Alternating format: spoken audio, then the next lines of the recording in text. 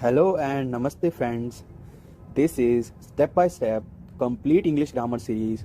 अगर आपने इस सीरीज़ को अच्छे से पूरा फॉलो कर लिया तो इंग्लिश ग्रामर का कोई भी कॉन्सेप्ट नहीं बचेगा जो आपको क्लियर ना हो। कोई भी कॉन्सेप्ट ऐसा नहीं रहेगा जिसमें आपको किसी भी टाइप की कन्फ्यूजन रहे।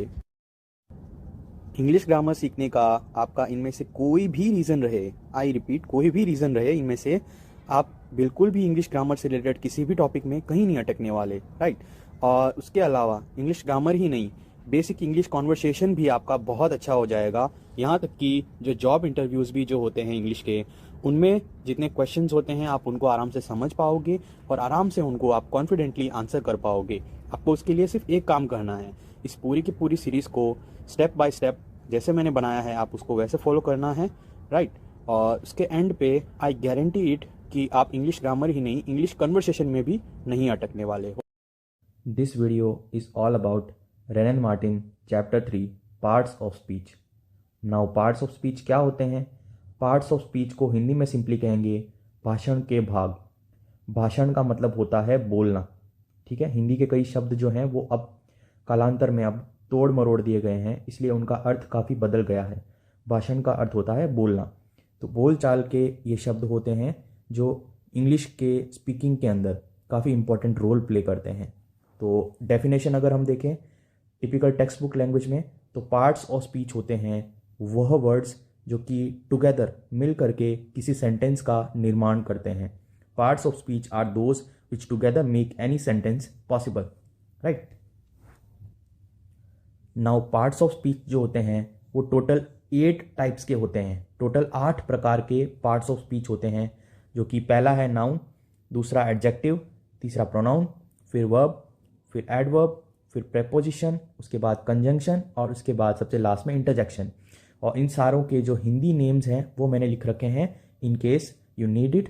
और सबसे इम्पॉर्टेंट है कुछ वर्ड्स जिनको हम सिर्फ हिंदी का मतलब देखकर ही हिंदी मीडियम वाले स्टूडेंट्स ये समझ सकते हैं कि उसका मीनिंग क्या होना चाहिए।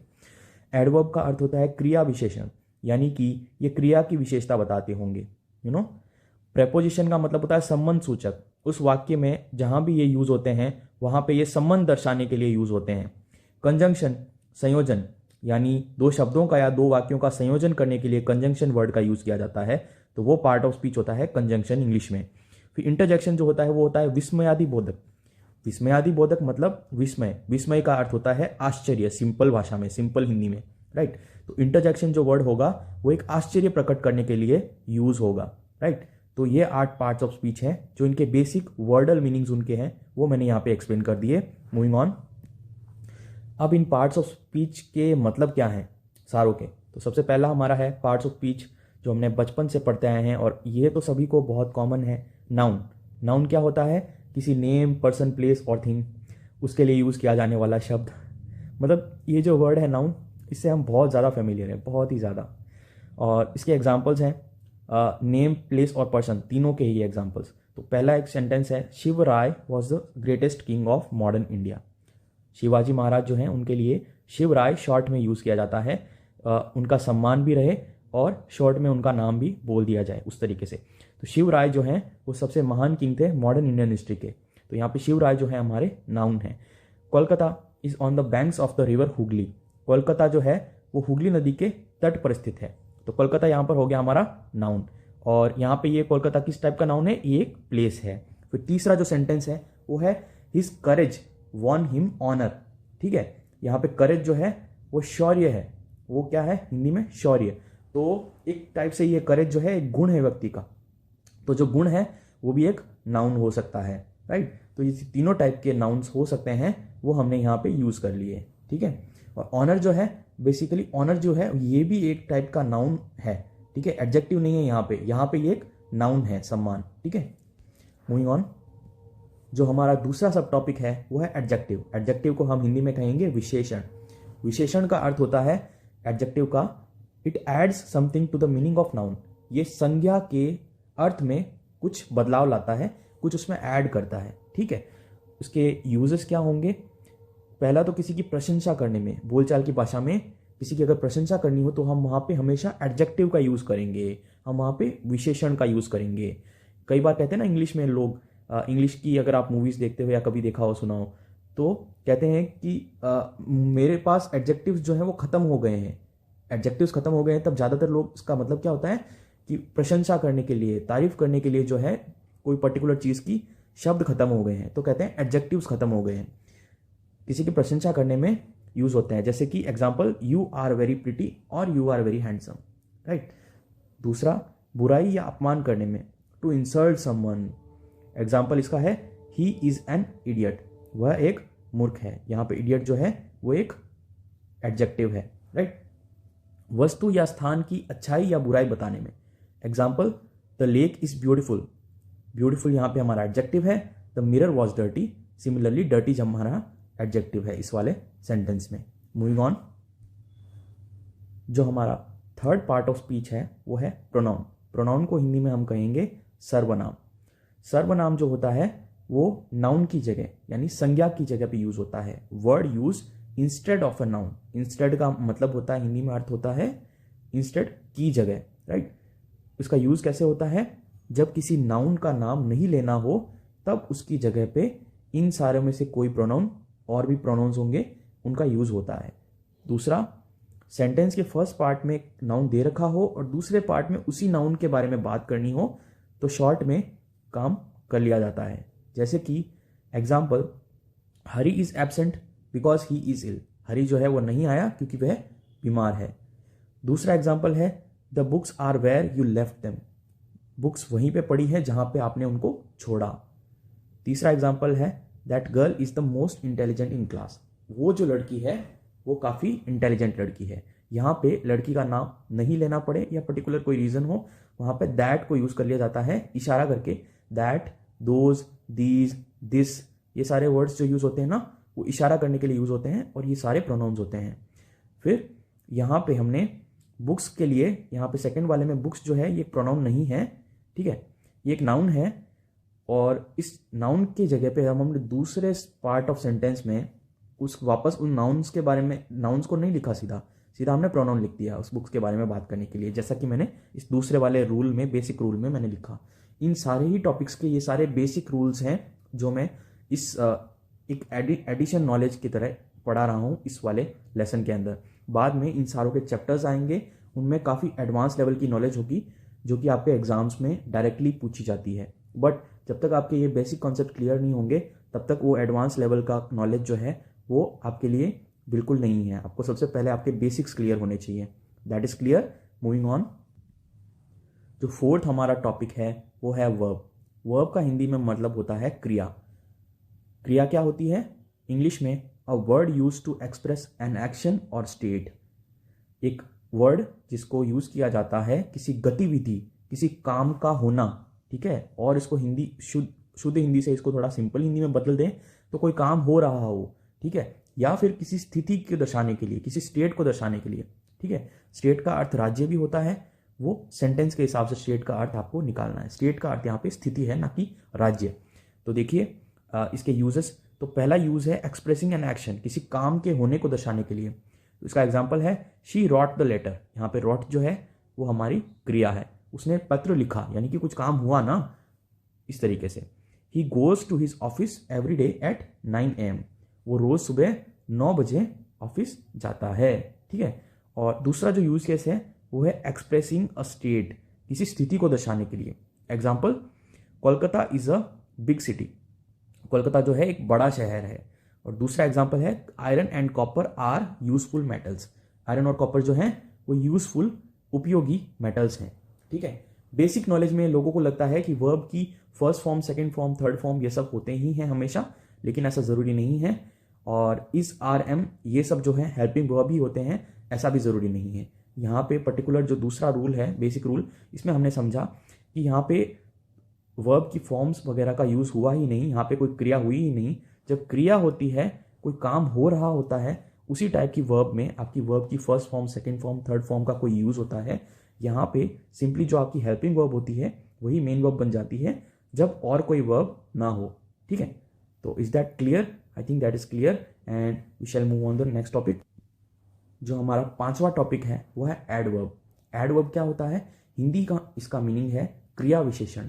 क्रिया विशेषण से लोग ये कंफ्यूज कर लेते हैं कि एडवर्ब जो है वो सिर्फ और सिर्फ क्रिया विशेषण होता है। ऐसा नहीं है, एडवर्ब जो है वो और भी कुछ दो काम और करता है। तो सबसे पहली चीज़ इंग्लिश में इसकी डेफिनेशन टेक्स्ट बुक की, word use to add something to the meaning of a verb. क्रिया तो यहीं पे निपट गई, ठीक है। ये वर्ब का मीनिंग, वर्ब के अंदर मीनिंग के अंदर कुछ एडिशन करता है एडवर्ब, लेकिन ये एडजेक्टिव यानी विशेषण की भी मीनिंग में कुछ ऐड करता है और किसी दूसरी एडवर्ब के मीनिंग में भी कुछ ऐड करता है। तो इस टाइप से एडवर्ब यूज होता है 3 टाइप से। तो इनको तीनों के बेसिक्स जो हैं उनके एग्जाम्पल्स देखते हैं। तो पहला एग्जाम्पल है वर्ब प्लस एडवर्ब। यहाँ पे जो एडवर्ब है क्रिया विशेषण, वो वर्ब के मीनिंग में कुछ ऐड कर रहा होगा। तो पहला एग्जाम्पल है he worked the sum quickly, ठीक है। यहाँ पे सम जो है वो एक वर्ब है। कई सारे इंग्लिश में वर्ड्स जो होते हैं वो नाउन भी हो सकते हैं, वर्ड भी हो सकते हैं, डिफरेंट पार्ट्स ऑफ स्पीच हो सकते हैं। वो सारी चीज़ें आप एडवांस लेवल में जैसे जाते जाओगे वैसे वैसे सीखते जाओगे। यहाँ पे वर्कड जो है वो भी एक वर्ब है और सम जो है वो भी एक वर्ब है। सम किस तरीके से हुआ, क्विकली, क्विकली हुआ, ना कि स्लोली हुआ। क्विकली लिखा है ना, तो ये क्विकली एक एडवर्ब बन जाता है। क्रिया वो किस प्रकार से हुई, किस गति से हुई, किस प्रकार से हुई, उस क्रिया की कोई विशेषता, समझ में आया। तो एडवर्ब जो है वो क्रिया की विशेषता को दिखाता है, दैट इज वाई। और सेकंड जो सेंटेंस है वो द कैट केम साइलेंटली, जो बिल्ली है वो साइलेंटली आई, बिल्ली आई, ये हो गया वर्ब।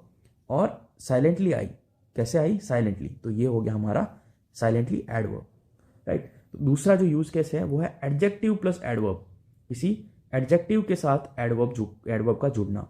तो इसका एक एग्जांपल है the flower is very beautiful, बहुत ही कॉमन जो है, वेरी बहुत ही कॉमन एडवर्ब है। जो फ्लावर है वो अत्यंत सुंदर है, जो फूल है अत्यंत सुंदर है। वेरी का मतलब हो गया अत्यंत या बहुत, ठीक है। तीसरा जो यूज केस है वो है एडवर्ब के साथ में एडवर्ब, यानी कि एक सेंटेंस में कई बार 2 एडवर्ब्स भी यूज होती हैं।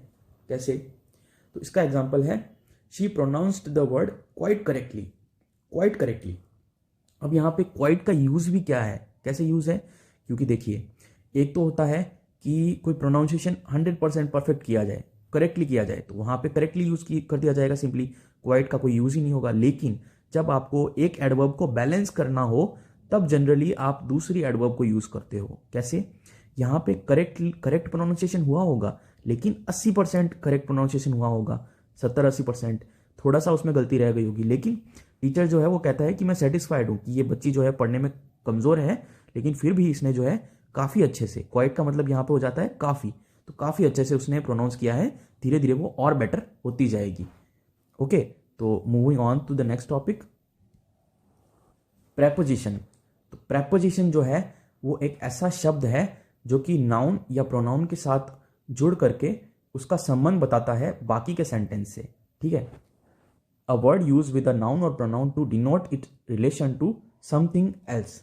कैसे, example, there is a cow in the garden.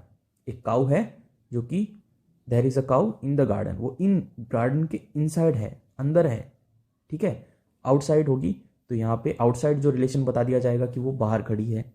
Second जो वर्ड है the girl is fond of music, जो लड़की है वो म्यूजिक की बहुत शौकीन है। यहाँ पे फॉन्ड ऑफ म्यूजिक में ऑफ जो है वो हमारा प्रेपोजिशन हो जाता है। फिर थर्ड जो सेंटेंस है a fair little girl set under a tree, under यहाँ पे जो हमारा है वो प्रेपोजिशन हो जाता है, क्योंकि ये पेड़ और लड़की के बीच का संबंध दिखा रहा है, उसकी स्थिति दिखा रहा है, जनरली स्थिति को दर्शाया जाता है, ठीक है। फोर्थ जो सेंटेंस है द व्हील केम ऑफ, कि पहिया जो है गाड़ी से वो बाहर निकल आया, यानी निकल आना जो होता है वो जनरली OFF और OF के बीच में डिफरेंस जो होता है वो समझ लीजिए। ऑफ का मतलब होता है अ पेन ऑफ माइंड, मतलब मेरा पेन, ठीक है, मेरा, मेरी, का, की, ये सारी चीजें होती है। ऑफ सिल्क, ऑफ कॉटन, इसका मतलब होता है कॉटन का बना हुआ कपड़ा या सिल्क का बना हुआ कपड़ा, राइट। और ऑफ OFF जो होता है उसका अर्थ होता है उतर जाना या निकल जाना, ठीक है। जैसे कि एक फ्लाइट जो होती है उसका टेक ऑफ करना, ठीक है। इस टाइप से ऑफ एंड ऑफ में ये एक छोटा सा डिफरेंस होता है, ये एक एडिशनल इंफॉर्मेशन है यहीं पे। Moving on to the next topic, हमारा जो 7th टॉपिक है वो है कंजंक्शन। कंजंक्शन का मीनिंग होता है मेकिंग जंक्शन, यानी कि एक ऐसा वर्ड, ऐसा शब्द जो कि ज्वाइन करता है 2 वर्ड्स को या फिर 2 सेंटेंसेस को। कैसे, ज्वाइनिंग वर्ड्स में एग्जांपल्स हैं हमारे पास, Rama and Hari are cousins. Rama और हरी जो हैं वो कजिन्स हैं, यहाँ पे रमा और हरी को जोड़ने का काम कर रहा है कंजंक्शन, यानी जंक्शन बनाने का काम कर रहा है एंड, तो एंड हमारा यहाँ पे हो जाता है कंजंक्शन। फिर सेकंड जो है हमारा वो है 2 and 2 मेक 4, 2 और 2 मिलकर के 4 बनाते हैं, तो हमारा यहाँ पे भी इस सेंटेंस में एंड हो जाता है कंजंक्शन। दूसरा जो एग्जाम्पल यूज केस है वो है जॉइनिंग सेंटेंसेस, ठीक है। आई रैन फास्ट, मैं तेज दौड़ा, अपने आप में ये भी एक सेंटेंस हो गया। मिस्ड द ट्रेन, मैंने ट्रेन मिस कर दी, ठीक है, ये भी अपने आप में एक सेंटेंस हो गया। लेकिन इसके बीच में आ गया बट, राइट, बट आ गया यहाँ पे, ये एक कंजंक्शन हो गया, ठीक है। सेकंड जो सेंटेंस है I came early at home, मैं घर पे जल्दी आया, but we reached late for the movie, हम फिर भी मूवी के लिए लेट पहुंचे। यहाँ पे बट जो है वो इन दो सेंटेंसेस को जोड़ने का काम कर रहा है, इसलिए ये हो गया एक कंजंक्शन।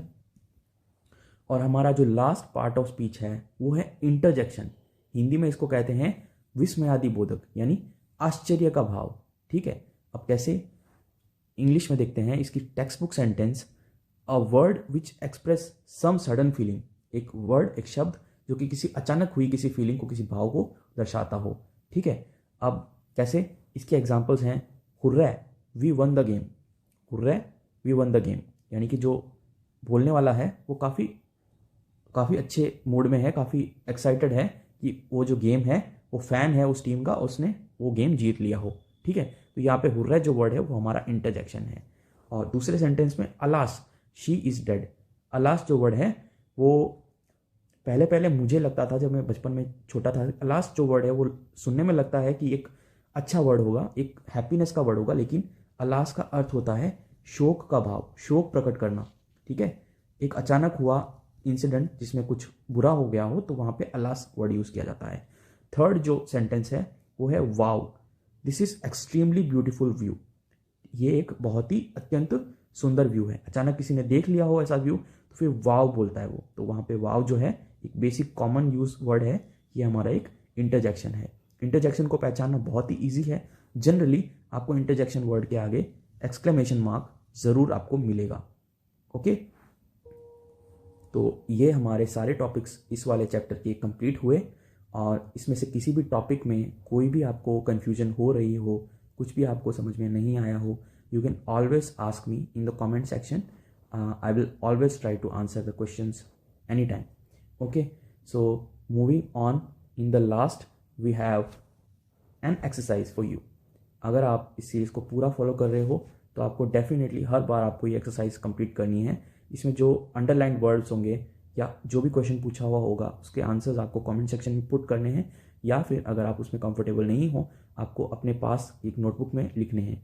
उसके बाद आपको इन आंसर्स के लिए या तो आपको मेरा टेलीग्राम चैनल रेफ़र करना पड़ेगा, जो मैं उसकी डिटेल्स आपको डिस्क्रिप्शन में या पिन कमेंट में दे दिया करूँगा, या फिर मैं आपको अगर वो नहीं हो सकेगा तो मैं आपको गूगल ड्राइव का लिंक दे दिया करूँगा, जिसमें मैं जो भी 10, 12, 15, 20 जितने भी क्वेश्चंस होंगे उन सारों के आंसर्स जो है मैं अपलोड कर दूंगा, वहाँ से आप उनको एक्सेस कर सकते हो, ओके।